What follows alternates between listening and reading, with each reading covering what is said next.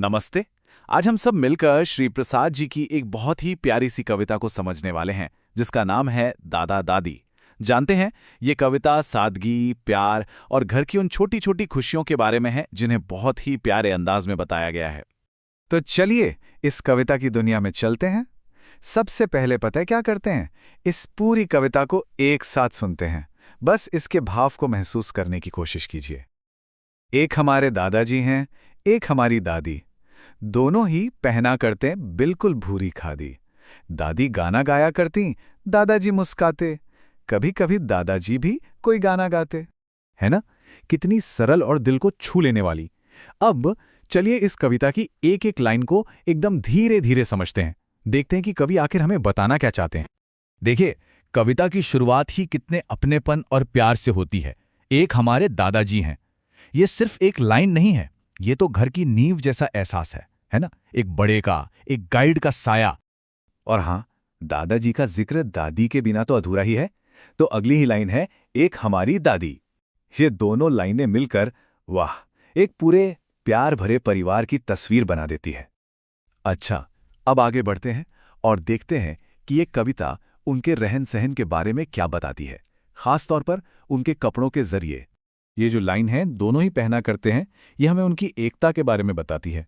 ऐसा लगता है मानो वो सिर्फ साथ रहते नहीं हैं, बल्कि उनकी पसंद, उनका रहन सहन सब कुछ एक जैसा है। ये उनके गहरे रिश्ते और सालों के साथ की निशानी है। तो वो पहनते क्या है? बिल्कुल भूरी खादी। यहाँ ये जो खादी शब्द है ना, इसका मतलब बहुत गहरा है। ये सिर्फ एक कपड़ा नहीं है, ये सादगी, आत्मनिर्भरता और हमारे भारतीय मूल्यों का प्रतीक है।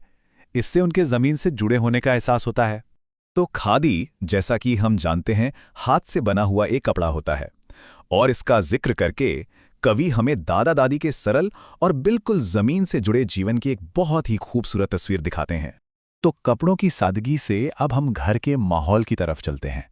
अगला हिस्सा हमें बताता है कि उनका घर सिर्फ ईंटों से नहीं बना, बल्कि संगीत और मुस्कुराहट से बना है।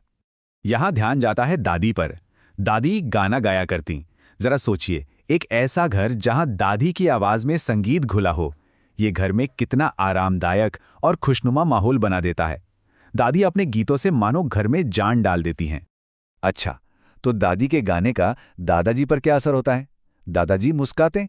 यहां हम देखते हैं कि उनकी खुशी एक दूसरे से कितनी जुड़ी हुई है। दादी गाती हैं और उनकी खुशी को देखकर दादाजी मुस्काते हैं। ये बिना शब्दों वाला गहरा संवाद है।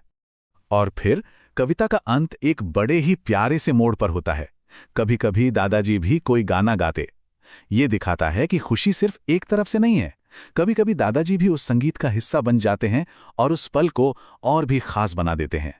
तो इस पूरी कविता को समझने के बाद चलिए एक पल के लिए रुकते हैं और सोचते हैं, ये कविता अपने पीछे आखिर कौन से भाव और कौन से विचार छोड़ जाती है? ये हमें किस भावना के साथ छोड़ जाती है? देखिए, मेरे लिए तो ये प्यार, सादगी और अपनेपन का एहसास है। ये उन छोटी छोटी खुशियों की याद दिलाती है जो एक परिवार को एक साथ बांधकर रखती हैं। ये दादा दादी के उस अनमोल रिश्ते का जश्न है ना? चलिए, इसे खत्म करने से पहले इस खूबसूरत कविता को एक बार फिर से महसूस करते हैं। आप चाहें तो स्क्रीन पर साथ साथ पढ़ सकते हैं। एक हमारे दादाजी हैं, एक हमारी दादी। दोनों ही पहना करते हैं बिल्कुल भूरी खादी। दादी गाना गाया करती, दादाजी मुस्काते। कभी कभी दादाजी भी कोई गाना गाते। और ये कितनी शानदार बात है ना, कि कैसे सबसे आसान शब्द भी सबसे गहरे एहसास जगा सकते हैं। आज के लिए एक छोटा सा विचार, क्यों ना अपने परिवार के किसी सदस्य के साथ अपनी कोई पसंदीदा कविता या कहानी साझा की जाए। इन रिश्तों को संजोने का इससे बेहतर तरीका और क्या हो सकता है? सही कहा ना? अगली बार तक सोचते रहिएगा।